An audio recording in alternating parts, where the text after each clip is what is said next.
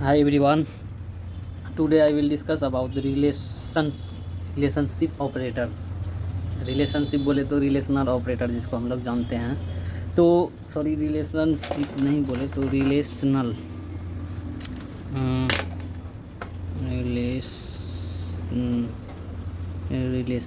Operator. तो इससे भी पहले हम लोग सीखे थे रिलेशनल ऑपरेटर। जैसे हम लोग एक ऑपरेटर सीखे थे जैसे कंपैरिजन ऑपरेटर।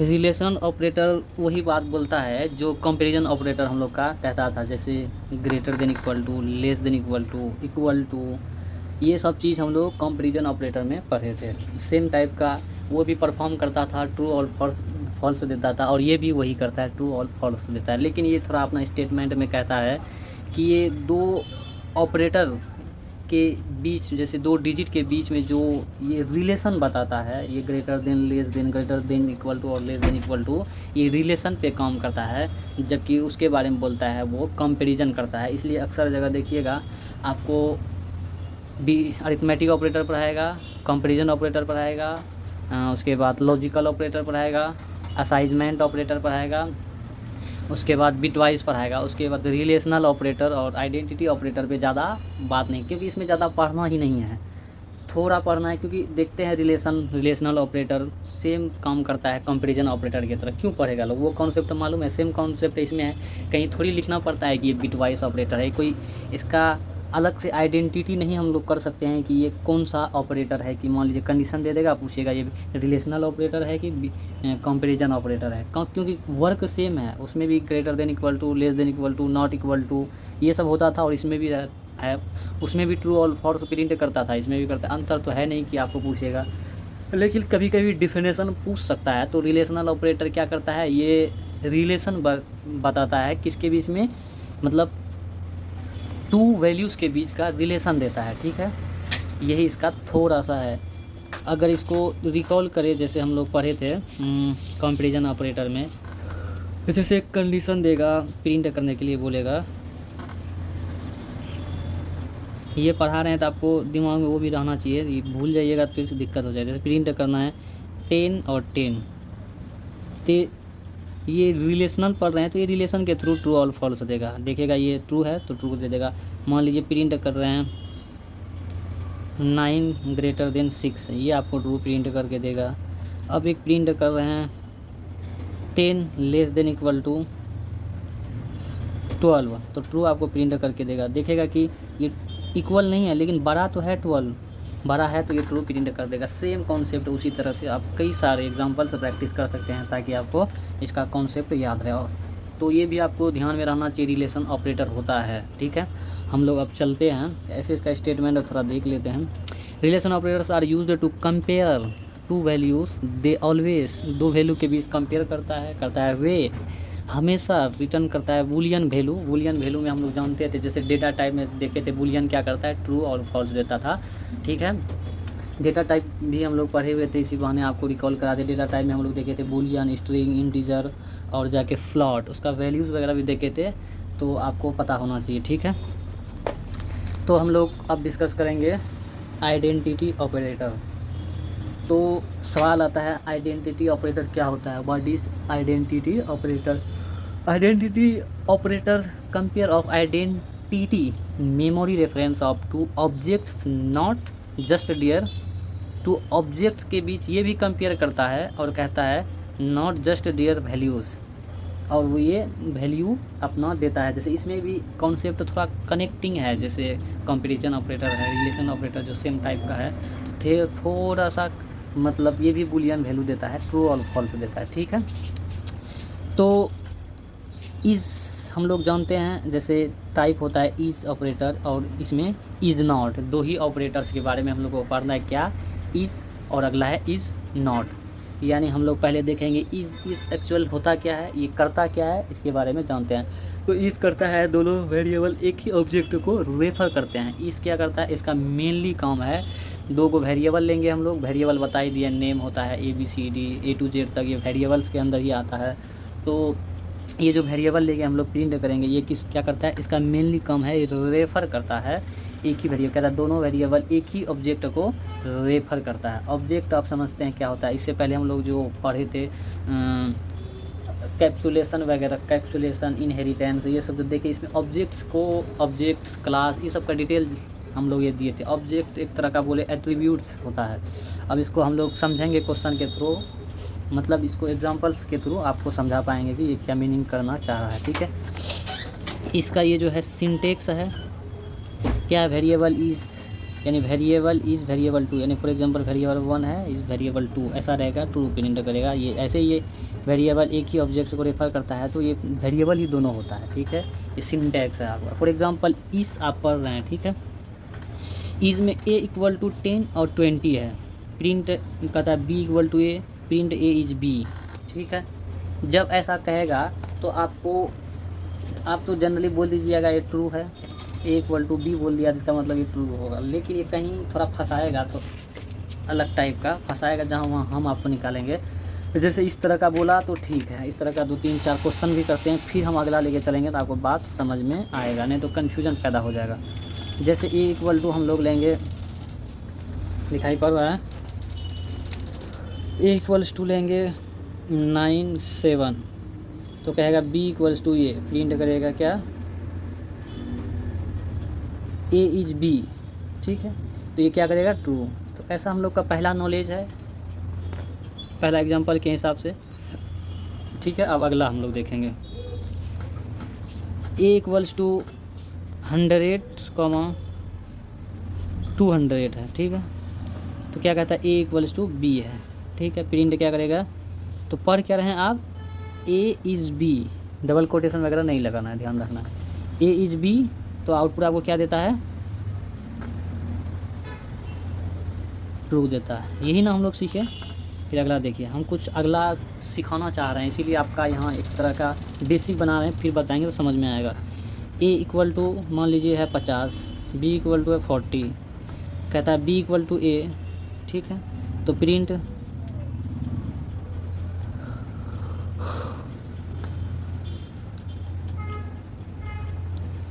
देखिए b इक्वल टू a या a इक्वल टू b, तो b इक्वल टू a लिए, प्रिंट a इज b, तो आउटपुट क्या देगा, ट्रू देगा। ठीक है, समझ में आया। अब देखिए हम लोग अगला लॉजिक में चलते हैं। ऐसा रहेगा तो ये ट्रू प्रिंट करेगा, क्यों, क्योंकि a कंप्यूटर समझता है कि a इक्वल टू इतना है और a रेफर कर रहा है b को, b भी इतना ही है, इसलिए आपको ट्रू दे दिया। ठीक है, वैसे ही a इक्वल टू 10 है और कॉमा 20 है, लेकिन b इक्वल टू वही वैल्यू को दे दिया कि 10 और 20 है। अब बताइए क्यों फॉल्स होगा, क्योंकि बात तो वही कर रहा है, a का वैल्यू भी सेम है, b का वैल्यू भी सेम है।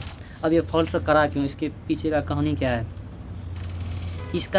इसके पीछे का जो मेन कहानी है, तो इसके पीछे का मेन कहानी ये है, मान लीजिए ये 10 है 20, अब इसमें मान लीजिए 10 20 कुछ भी एक लिस्ट बना देगा, फिर बोलेगा b इक्वल टू a, फिर भी ये ट्रू प्रिंट करेगा। लेकिन बात यहाँ आके फंसती है ना, वो कॉन्सेप्ट आपका सही है, उसके हिसाब से कोई भी क्वेश्चन आएगा आप बना दीजिएगा, लेकिन यहाँ थोड़ा सा डिफरेंस पैदा नहीं, बस सेम है, लेकिन इसमें कुछ यूनिक चीज़ छुटा हुआ है जो कि हम लोग नहीं समझ पा रहे हैं। फॉर एग्ज़ाम्पल, हम लोग कोई चीज़ खरीदते हैं, 100 रुपया में कोई सामान लिए, 3 गो मिला और 4 गो मिला, कोई और सामान खरीदे 200 में 3 मिला और 4 मिला, देखिए वैल्यू तो सेम है।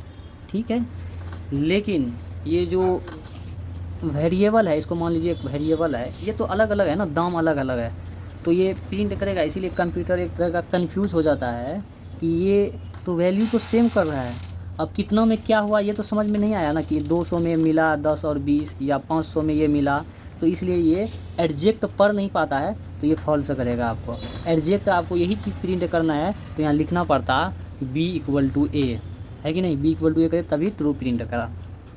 ऐसे ही इससे रिलेटेड क्वेश्चन, ये थोड़ा अलग है, ये एक तरह का लिखिए फर्स्ट कॉन्सेप्ट हो, ये सेकेंड कॉन्सेप्ट, एक तरह का कॉन्सेप्ट ही, नहीं तो आप फंस जाओगे। ऐसे आप चीज़ ख़त्म कर लोगे एग्जांपल करके, कोई पूछ लेगा पता नहीं चलेगा, कंफ्यूज हो जाओगे कि रियल में आखिर इसका थीम क्या है, तो आपको हम थीम बता रहे हैं। तो समझ में आया। मान लीजिए ए इक्वल टू आपको दे देगा 20, 30, 40, बी इक्वल टू वही भी देगा 20, 30, 40। लेकिन आपको ध्यान में रखना है कि ये इसका बैकग्राउंड में ये है कितना में आया, कि 20 आया, 30 आया, 40, ये कितना में आया। देखिए इससे थोड़ा और सोचते हैं, अगर इसको सोचेंगे एक ए बी भी अलग अलग है कि नहीं। हालांकि वहाँ भी एक सवाल बनता है, वो भी अलग अलग था, ट्रू प्रिंट क्यों किया। तो मेन इसका वहाँ से समझ में आता है। हम जो सोचिए आपको समझाने का ट्राई कर रहे हैं। मान लीजिए 100 में से 3 डिजिट हमको दे रहा है, 100 में 20, 30, कहीं 500 में दे रहा है, ठीक है। कहीं 500 में दे रहा है, कहीं 100 में दे रहा है, तो बात अलग अलग हुआ कि नहीं, डिफरेंट हुआ, इसलिए ये फॉल्स आपको प्रिंट कर देगा।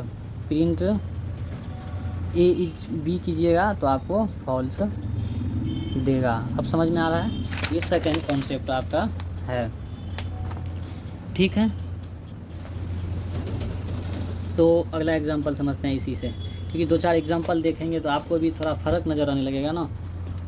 तो ए इक्वल्स टू मान लीजिए लेते हैं 7, 8, तो बी इक्वल्स टू लेते हैं सेम चीज़ 7, 8, तो प्रिंट करेंगे ईच पढ़ रहे हैं तो ए इच बी, तो आपको क्या देगा, फॉल्स देगा, ठीक है। ऐसे ही एग्जांपल देखते हैं।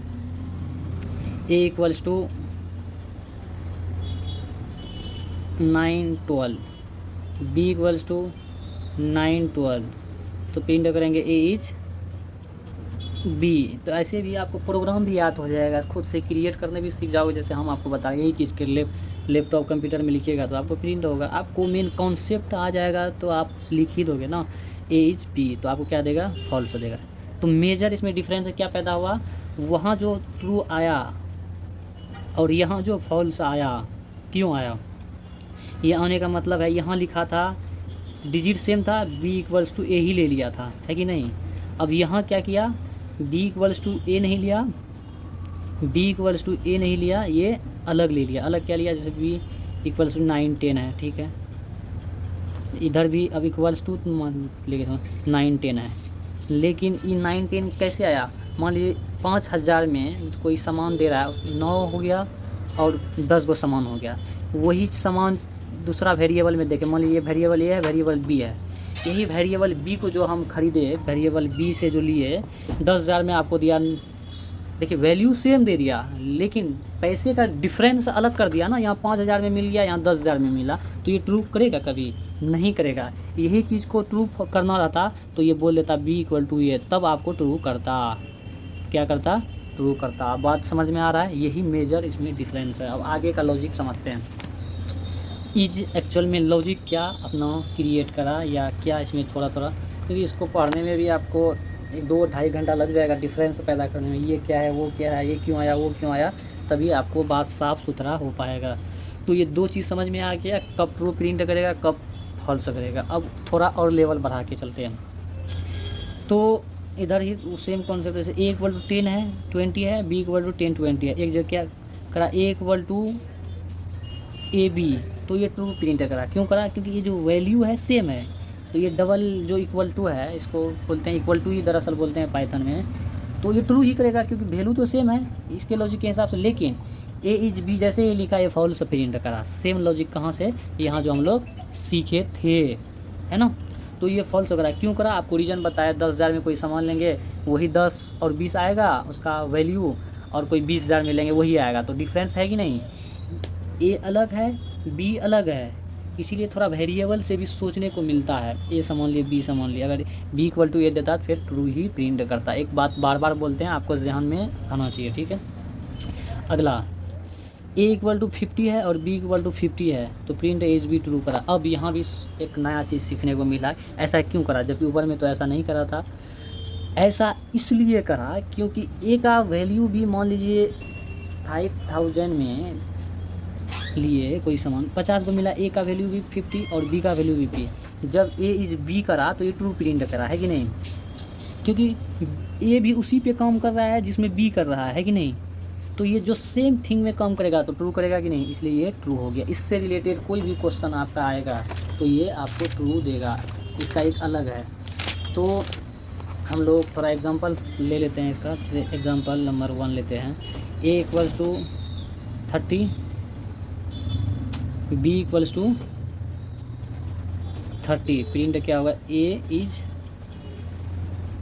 बी, आपको क्या देगा, ट्रू दे देगा। ऐसे ही example number A equals to 9, B equals to 9, तो जब प्रिंट कीजिएगा तो आपको क्या दे देगा, ए इज पढ़ रहे हैं, ए इज बी, तो आपको दे देगा ट्रू।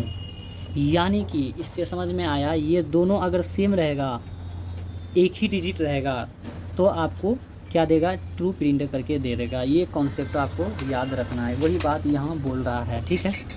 सेम है, इस तरह का कोई भी क्वेश्चन होगा सेम देगा, A equal to 100, B equal to 100, तो ट्रू करेगा। जैसे ही ए इक्वल्स टू 10 5 देगा या 9 10 देगा, फिर बी इक्वल टू भी वही देगा, लेकिन वो फॉल्स करेगा। क्यों फॉल्स करेगा, उसका अलग प्रायोरिटी है। अगर उसी में बोल देगा ए इक्वल टू 6 और 7, ठीक है, अगला फिर बोल दिया बी इक्वल टू ए, इसका मतलब ये भी फॉल्स नहीं करेगा, ये ट्रू करेगा, जैसा कि हम बता चुके हैं, ठीक है।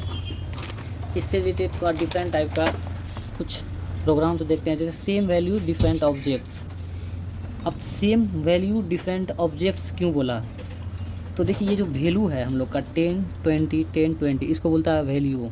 ये जो है हम लोग का, इसको बोलता है ऑब्जेक्ट। इसीलिए टॉपिक बना दिया कि सेम वैल्यू डिफरेंट ऑब्जेक्ट। समझ में आ रहा है, जब ऐसा रहेगा तो हम आपको बता ही दिए क्या करेगा, आप भी देख के एक बार में बोल सकते हैं ये फॉल्स होगा। ऑब्जेक्ट आप समझ में आ गया किसको कह रहा है, पीछे थोड़ा दिक्कत होता होगा।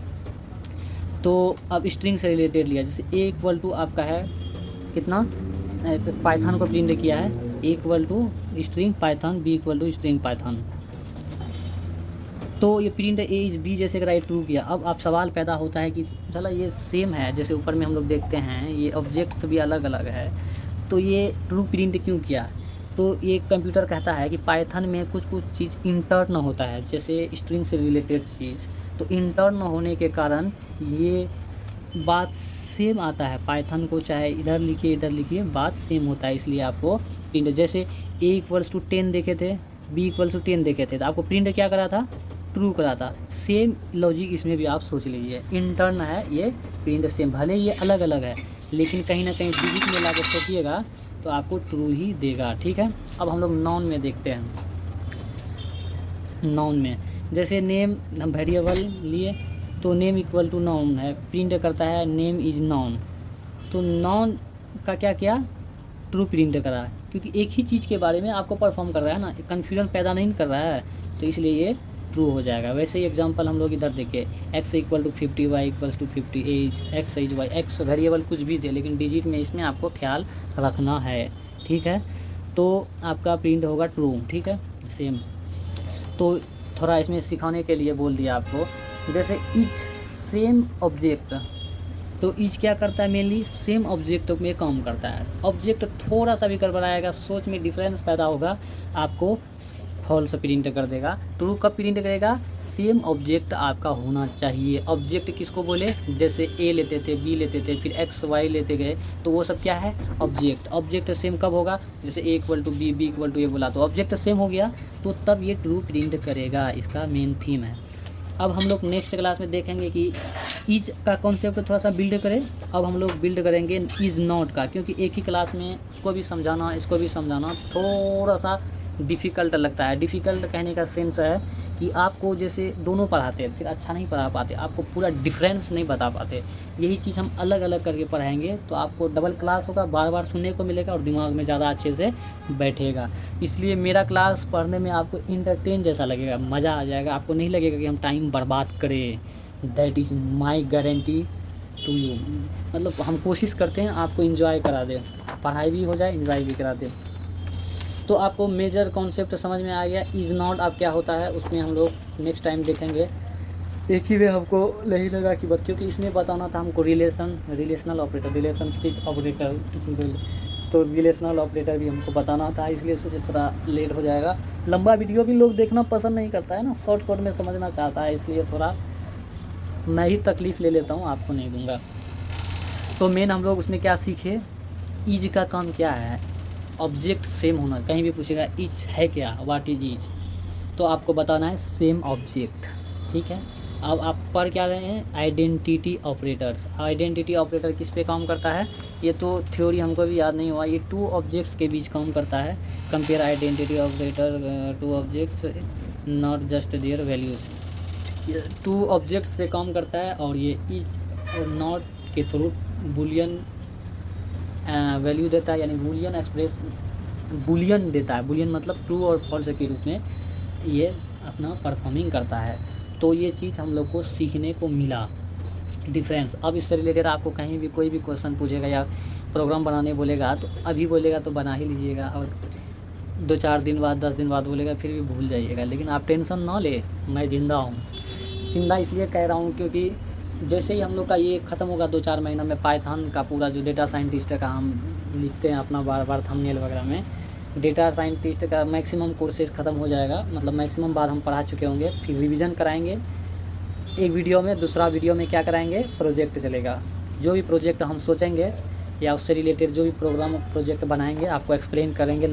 लाइव तो नहीं करवाएंगे, वीडियो रिकॉर्ड करके आपको डाल देंगे, ताकि आपका जॉब के लिए हेल्पफुल रहेगा, आपके लिए भी मेरे लिए भी।